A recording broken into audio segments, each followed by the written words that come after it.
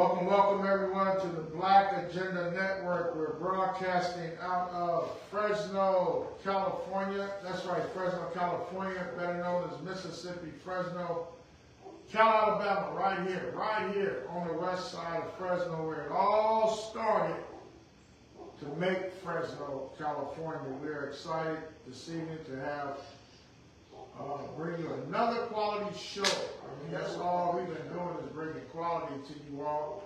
We want to thank all of you for your support, all that you do. We want to give a shout out to all of the freedom fighters across the country. Those of you know that I am a civil rights leader here for over 45 years here in this town. Travel across the world, rock with Jesse Jackson, rock with Reverend Al Sharpton, and now rocking myself. And so, been like a roller coaster, up and down and up and around. You know how you do roller coaster. And, but it's been fun. It's been a long journey. It's been a fun journey. It's been a journey where we laughed together, we cried together, we marched together. So all that stuff, we're not doing anything different than what our ancestors have done. The Black Panther Party, Strokey Carmichael, the list just goes on and on. Megan Edwards, Coretta King, Malcolm X. Trying to think of some women here.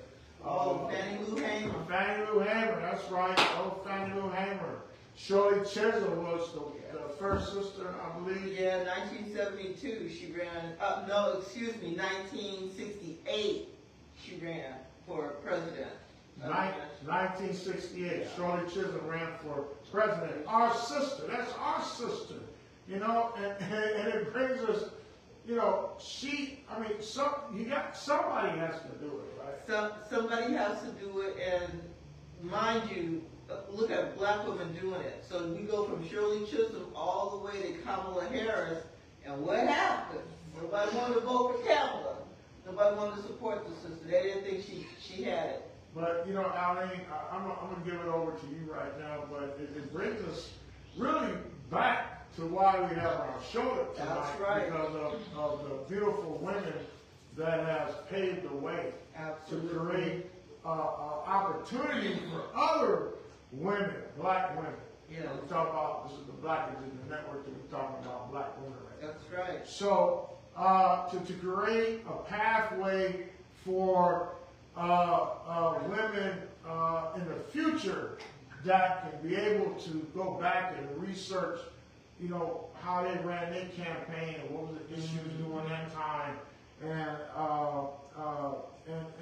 it's just remarkable to see that that we have another black woman. Yes. Running for Fresno City. Yes. District 3.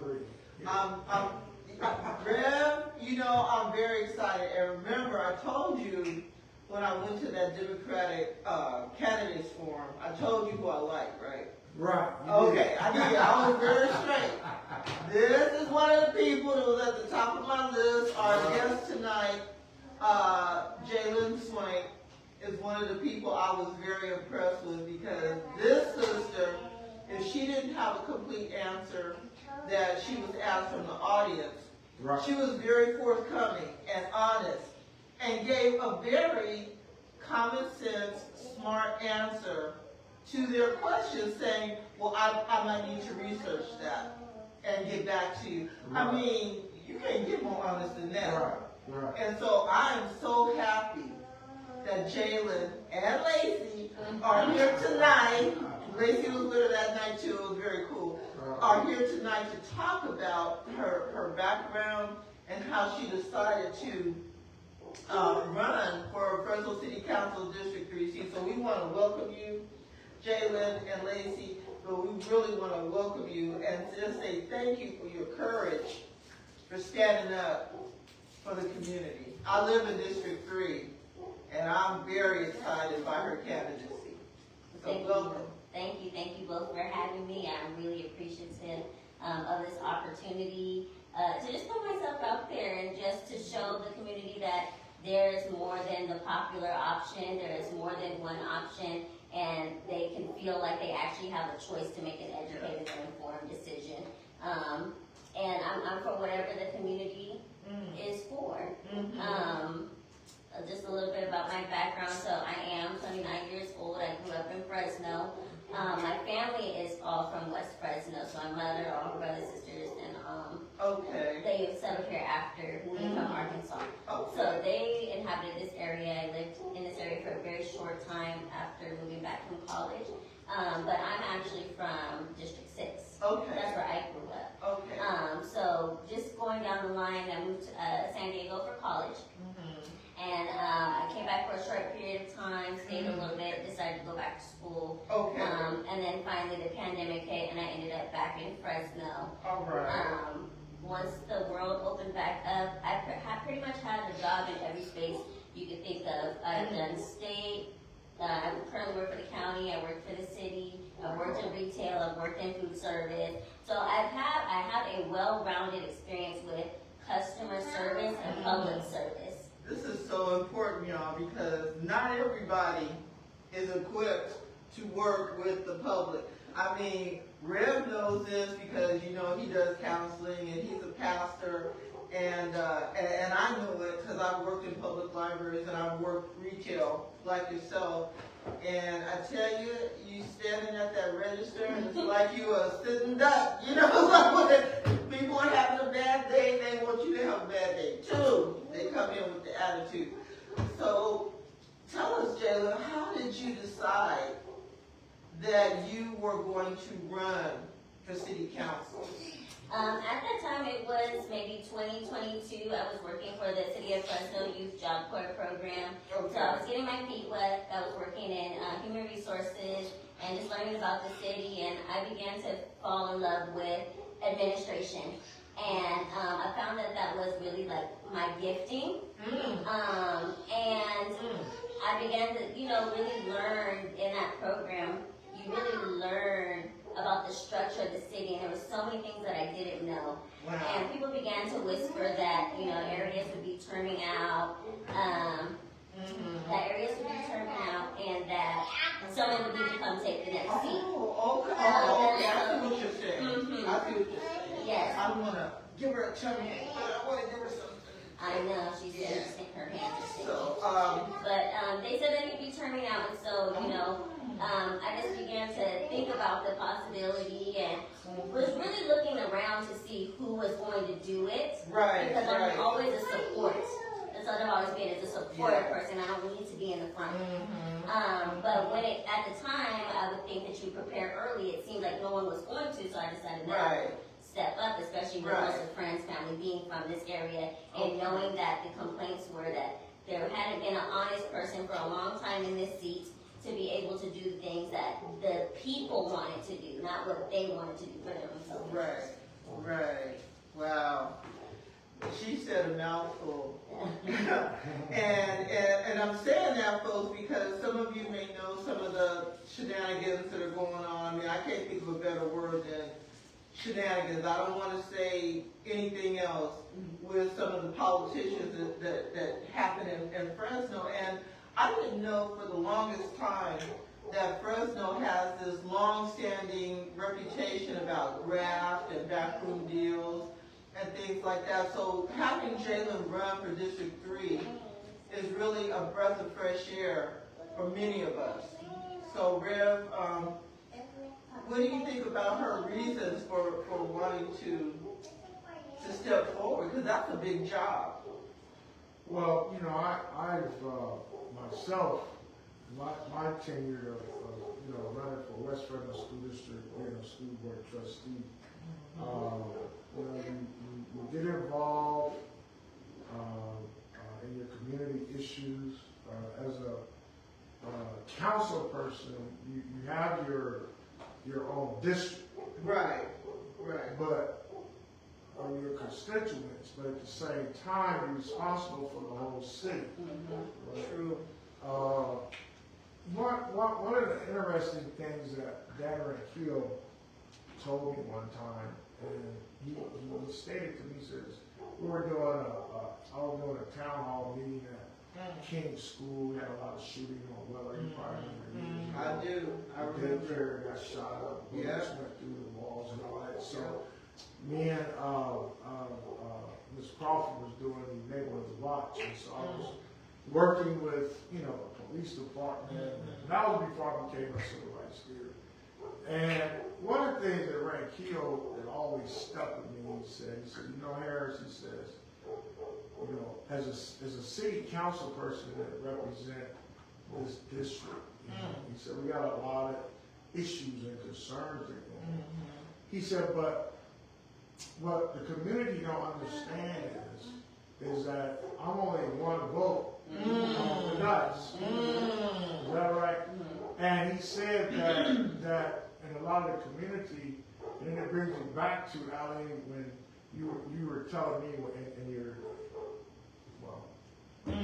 I talk a lot, y'all. That's why you can't remember I'm what trying to be politically correct and say younger names. Oh, okay. That's all right. All right. That's okay.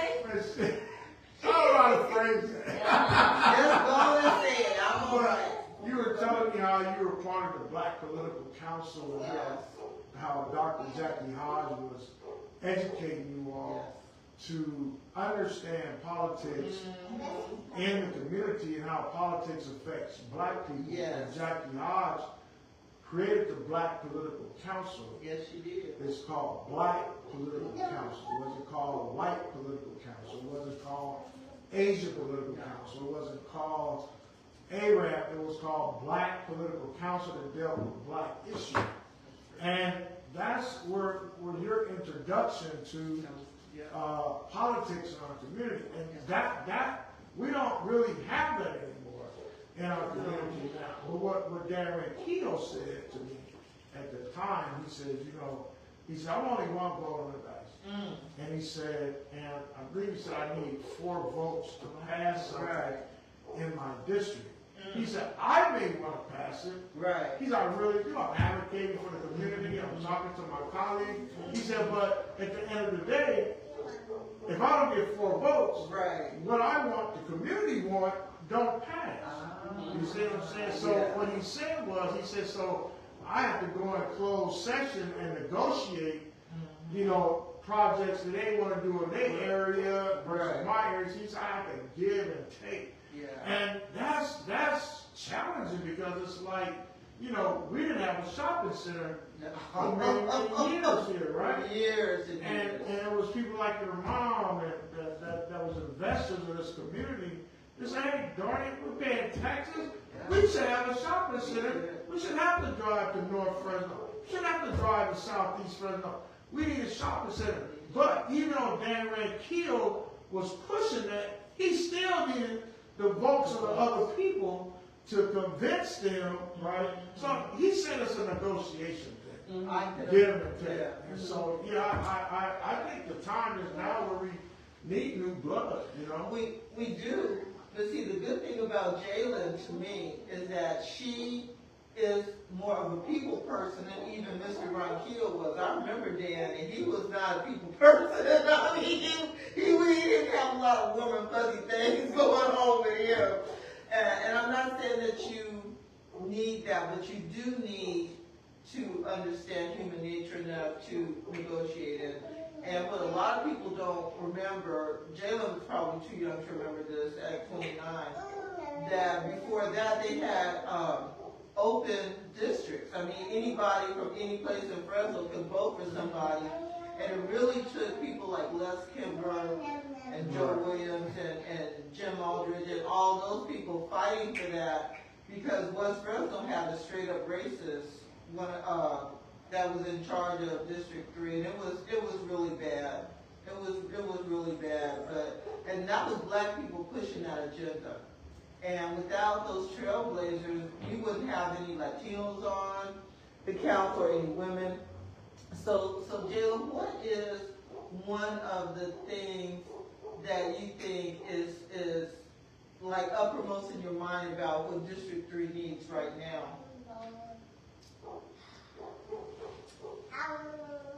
Honestly, it's just going with the people's voice and being able to maintain what we have.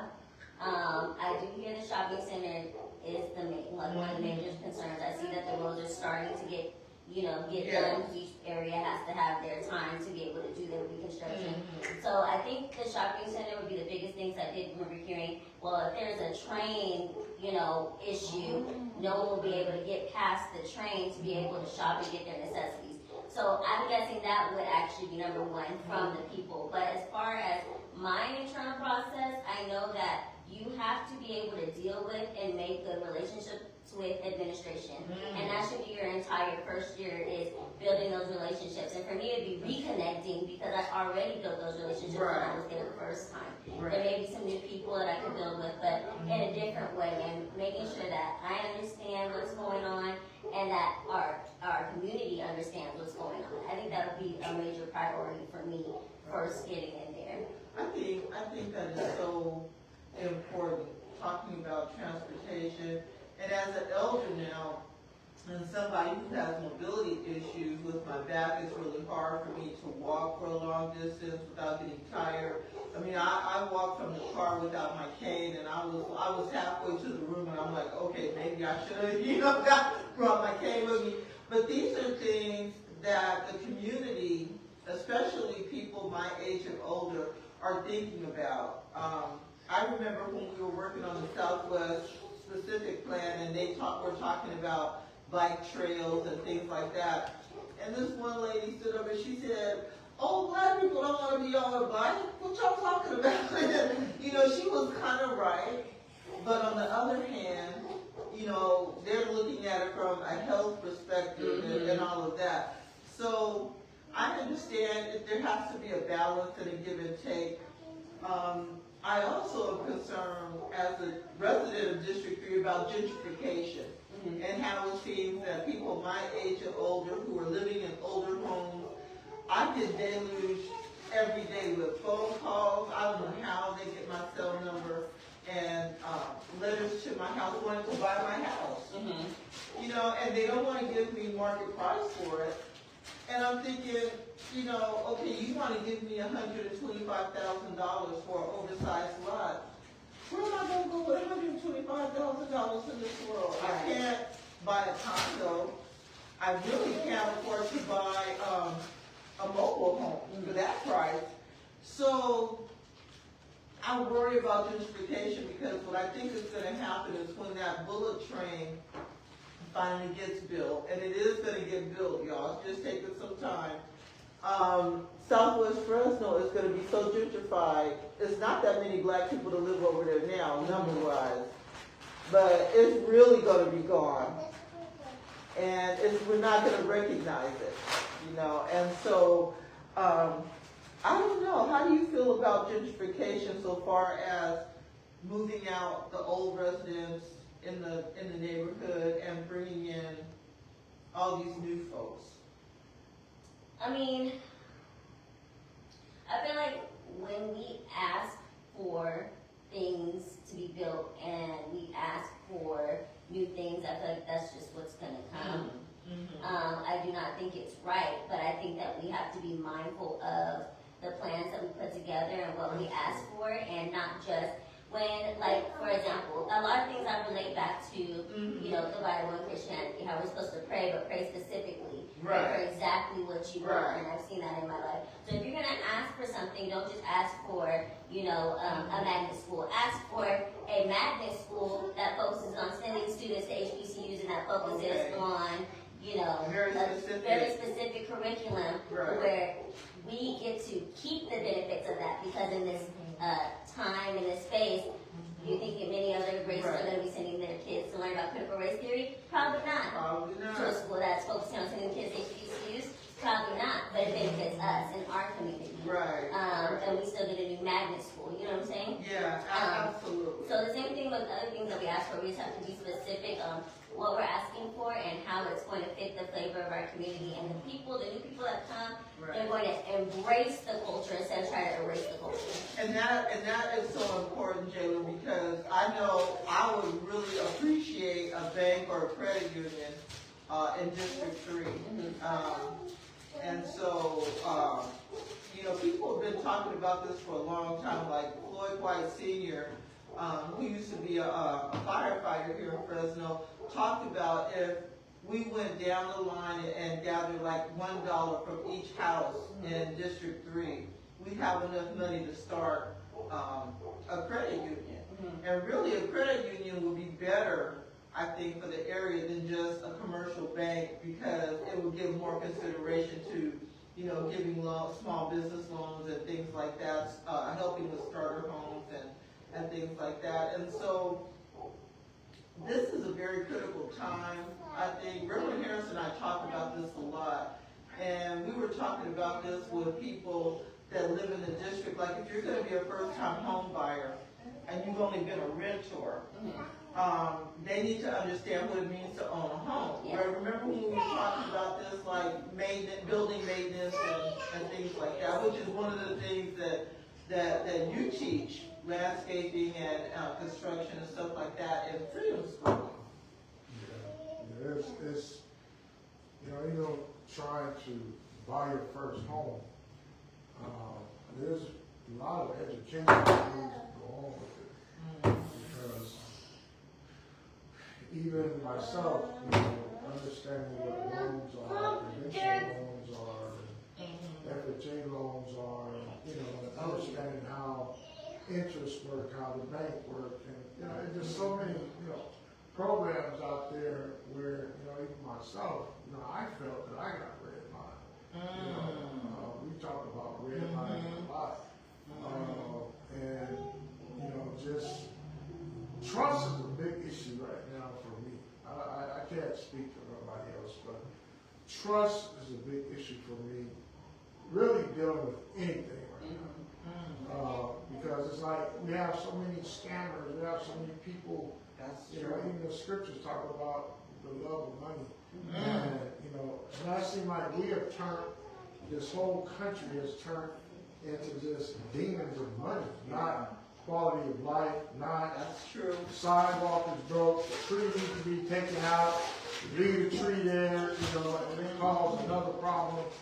And the trees can't get trimmed, you know, the lights are out, you know, but then when you drive to the north end of town, it's like the tale of two cities. This is like if you get blindfolded and drive around here and get blindfolded and they drive you wouldn't know that you're in the same city. That is true, and it's funny that you bring that up, because Miguel Arias told me when we were Rev helped me get a tree removed from my mom's yard that was getting in the water line. Anyway, Miguel said what they do on the north side of town is that the developers will pay for infrastructure. So they're paying for sewer lines, they're paying for street maintenance, they're paying for all these things. But in older neighborhoods, there's nobody doing that. And he says, I think he said it was something like $50,000 a year for his district completely. So he had to be very meticulous when he's like deciding whose street's going to get maintenance or not. But you would think, and this is my ignorance about the way government works, you would think after all these years and all these old neighborhoods, West Fresno's not the only place with old neighborhoods, that they would figure out a way to fix that. You know, but it's not a concern. So it's one of those things that seems like the squeaky wheel gets the oil. So if you're on the north side of town and you make a complaint repeatedly, it seems like it gets addressed more quickly. Seems like to me, Rev. I don't know. But I had a situation, it took 8 weeks for them to fix a street light on my block. And this is during the summertime when it was still hot. And children, not like in my day where you had to be home when the street lights came on. Kids are playing out in the street. And I'm telling, you know, the city of Fresno and Miguel's office, you know, this is going on. The number of this light is number 24847. And how do I know that? Because I'm calling repeatedly saying, could y'all come and fix this? So the city comes out, oh, we need to talk to PG&E. PG&E comes out. 8 weeks later, it gets fixed. So I'm just, you know, and I say this often, people on the west side, we pay taxes too. Right. So what are we getting for our tax dollars? What are we getting from our politicians? And this is why I was so excited about Jalen, because this is somebody who understands the way all this works. And when she talks about amenities, we understand that we have to make concessions. And that's fine. I have no problem with that. And we're going to get a park built, Les Kimber Park's being built, and a walking trail named after Little Rashad Al Hakim Jr. I just want to see more small businesses over here that are black owned so that we can support our own businesses. It just seems, Red was always talking about how everybody makes money on West Fresno, but West Fresno's never seemed to come up. And it didn't used to be like that. Rev is probably old enough to remember, well, his dad had a service station right at the corner of what MLK is and Jensen. Yeah, so it's a different world. We had a lot of black businesses, and Rev has a list that he made copies for me. It was 163 black-owned businesses in Southwest Fresno in the 70s, before redevelopment and model cities got a hold of them. So that's an erased district right there. Well, it happened all over the country. I mean, It did. You know, speaking of Dr. Comieri, he talks about how they put 99 in and just divided the black community and cut off Weiss Bridge with 99, and it's like it just boxes you in, right, to where you don't have access like they do in River Park. They got streets, they got roads, they got, you know, they're not driving a freeway down, a major freeway down their community. So things have been done intentionally. You know, we had redevelopment. At that time, redevelopment, built the baseball stadium. Took money from HUD that was supposed to build housing, and they invested it into a baseball stadium that's only being used maybe 3 times out the year. But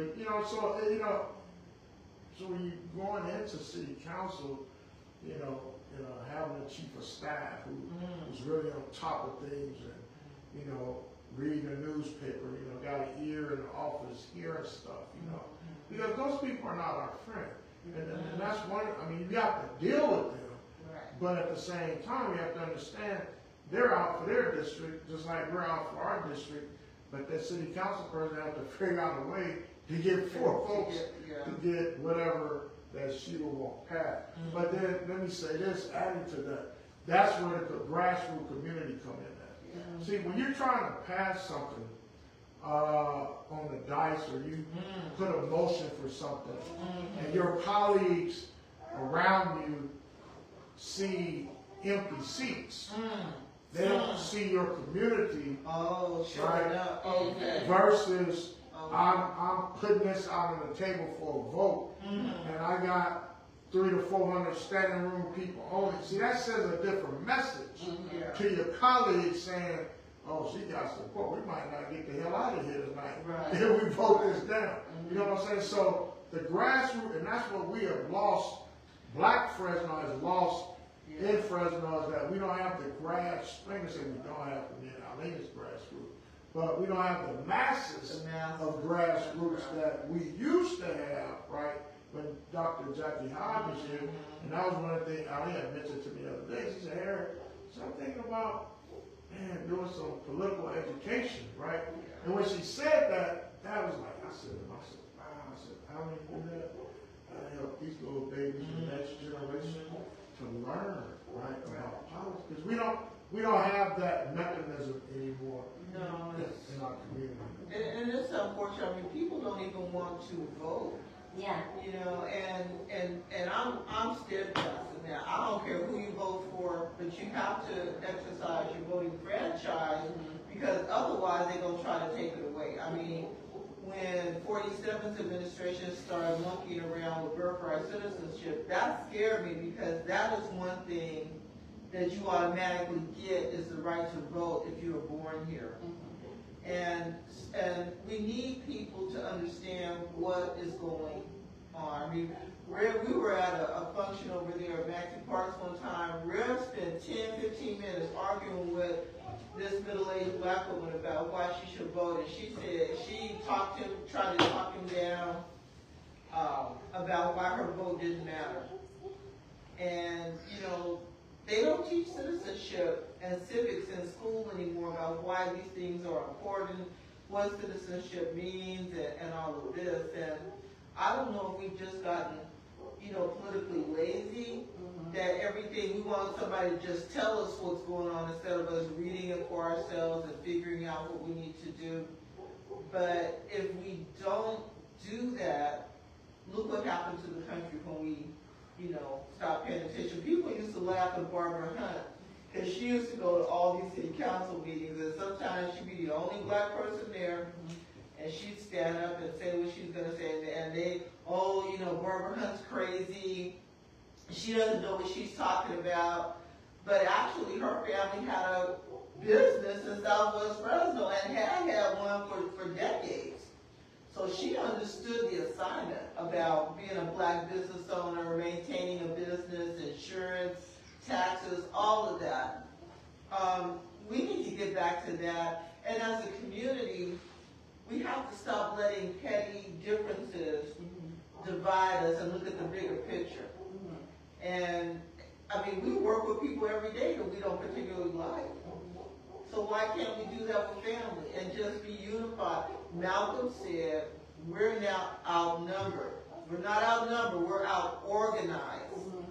So when working on your campaign, Jalen, what is it that you would want people, if they wanted to contribute to your campaign, if they wanted to work phones for you or canvas for you and with door hangers and things like that, could you tell us how people can help you if they want to help your campaign? Oh yes, you can reach out to, email me at swank4citycouncil2026 @gmail.com. I'm also on Instagram at jai.swank, and you can also find me on Facebook, Swank for City Council 2026. Well, I know we're getting towards the end of the show, but there's something that's unique right now in the room for our listening audience. And I'm sitting here and I'm looking at Aline, and I'm looking at our sister who's running the city council, and then I'm looking at her baby. These are three women, right? Three women that has a stake in the life of this little baby right here, right? And it will go down in history that you ran for city councilor, and hoping pray that you win.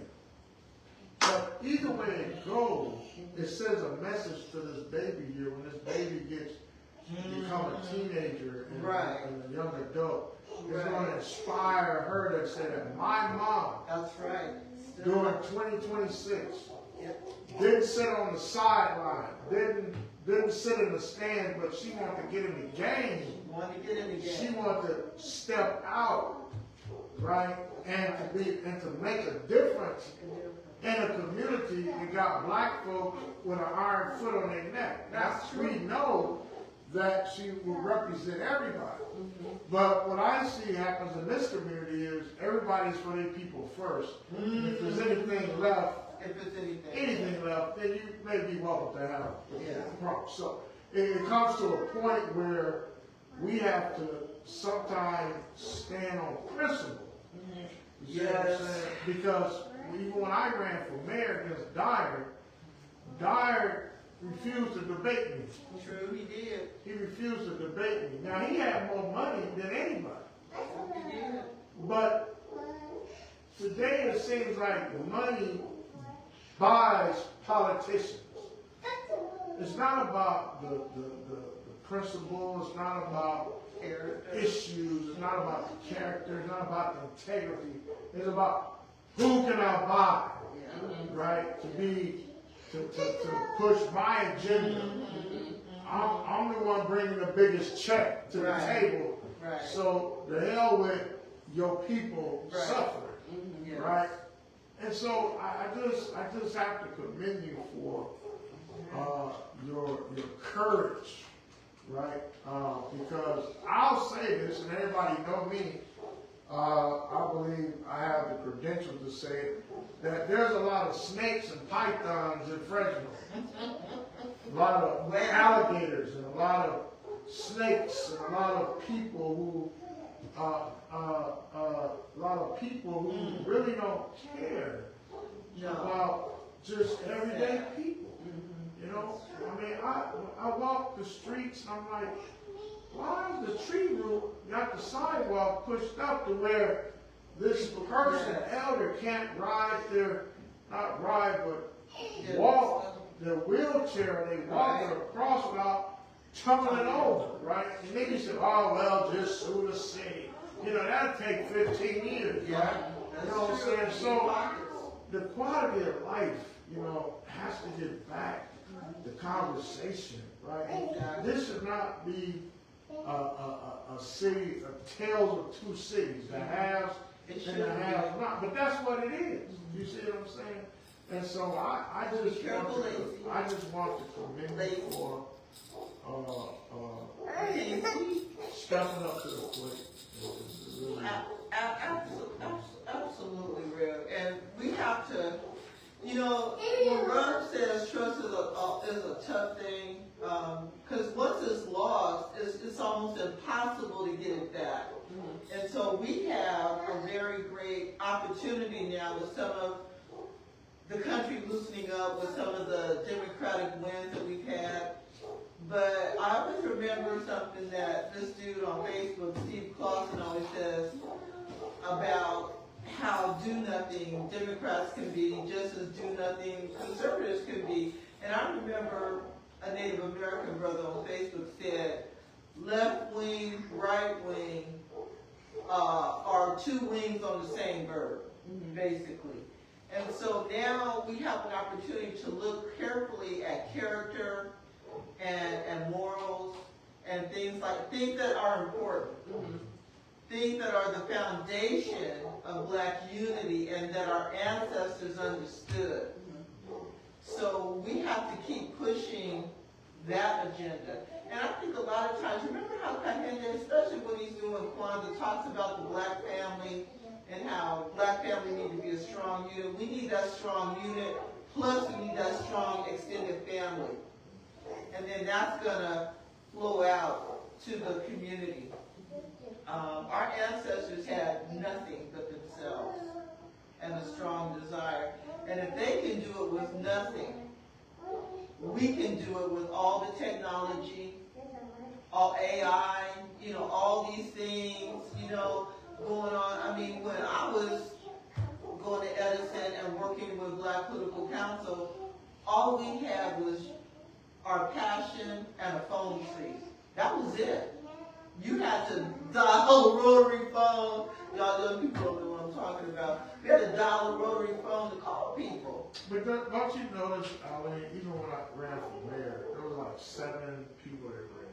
Yeah. We were the last one to file. And I was really sick at the time. My son was his last year at Southern University. And I had never been this sick. And there was like 4 blacks, I think, was running. Three blacks. In the history of Fresno. And I admit, y'all, I had pennies. That's about all I had. But I had pennies and we had heart. Pennies and heart. And we did the best we could. Our children walked precincts because they believed in me and I believed in them, right? Now, a lot of those children are adults now. Yes. And they'll never forget that. But one of the things that I noticed, that when the election was over, I remember Dyer saying, oh, I'm going to work with all of the folks who ran for mayor. Now, you know I never got a call. Well, this was 8, 9 years, I still ain't got a call, right? No, but Andrew Jan's got a job. Yeah, Andrew Jan got a job out there, right?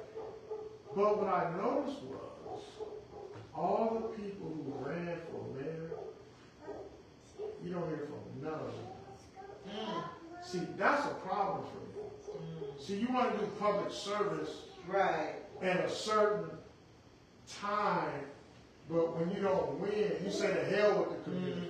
See, we can't say hell with the community. No. Even though we lost on paper, we won in heart, right? And so, but then the people who ran, we don't hear nothing from them.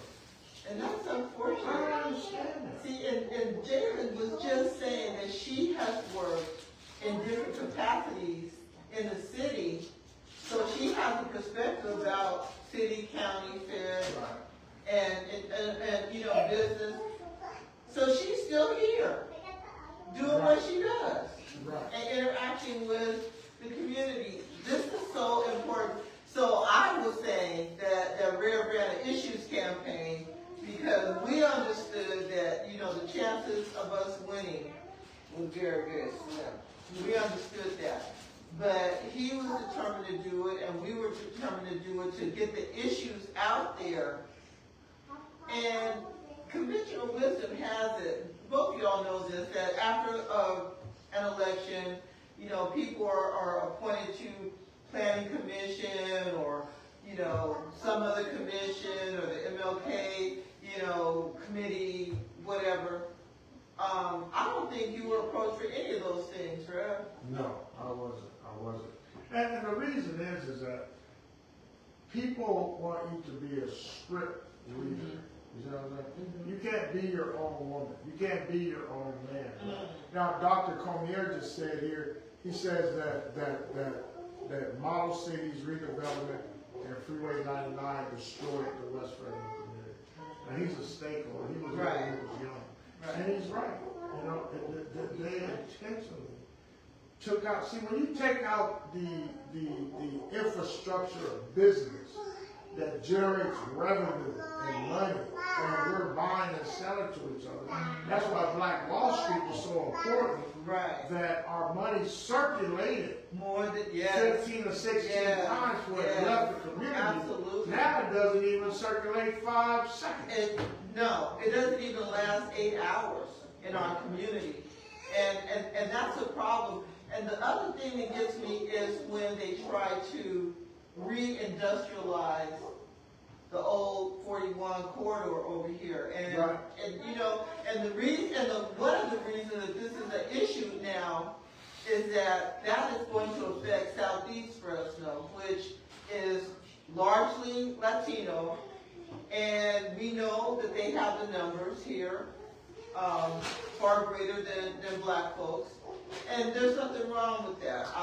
I'm happy, but they're helping to make this an issue. And West Fresno needs to understand we've already got a 20-year deficit on life expectancy. So having those big trucks continue to pollute the air, what is that going to do for our little ones? And these are the kind of things that I'm trusting that Jalen is going to address if she is elected. And so I'm so happy that you could join us today, because Reverend, I want people to see your face, understand this is a 29-year-old Black woman. 29, she ain't even hit 30 yet. Okay? Just turned 29. Just turned 29. I ain't gonna tell you what Aline called us. She called us tadpole. They are tadpoles. They're babies. This is a mini tadpole right here. She's like a little sub-tadpole. And this is the future. Because people like me, I'm not afraid to go, because I figure if you all are in charge of District 3, then it's in good hands. And I sincerely mean that, because the ancestors gave their life for us. They gave their life so that we could be here to do better. My maternal grandma used to say, you know, the generations get weaker but wiser. That meant you go to school and get an education. And physically you might get weaker, but you're going to get wiser up here. I do do want to say, my biggest hope is that everyone will stand up for what is right. And that doesn't mean that we all have to think the same, like you said before, but that we are exercising our right, that we are getting involved, that we are learning about the issues and educating ourselves, and that we are together. That's my biggest hope, because I don't want to get in office and then I look around and I don't see nobody out there helping me push these issues. That's something I do not want. Because nothing's gonna, and then they blame it, you gotta have somebody to blame it on, so it'll be my fault. Right. When Right. I'm telling you right now, if you don't wanna work, Workers. if you wanna work, then vote for me. I'll say it that way. Let's work. All right. There you have it all. We have our candidate for District 3, running strong, Sister Gail. We just thank her for Yes. coming on the show, and Thank you for and having us. just and matter of fact, I'm gonna say this, and let Aline close out. We're gonna be having a candidate for. I think there's only one more person that we have to interview. Yes. Aline's gonna be working on getting that person. But before the election, we're gonna have a candidate for. We're gonna have everybody here at 806 at the Free Enemy Ministry campus. And so I'm excited, looking forward. Me too.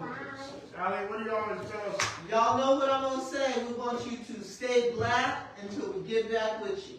All right. All right. See y'all next week. Thank you. Oh, thank you, Miss Lacey.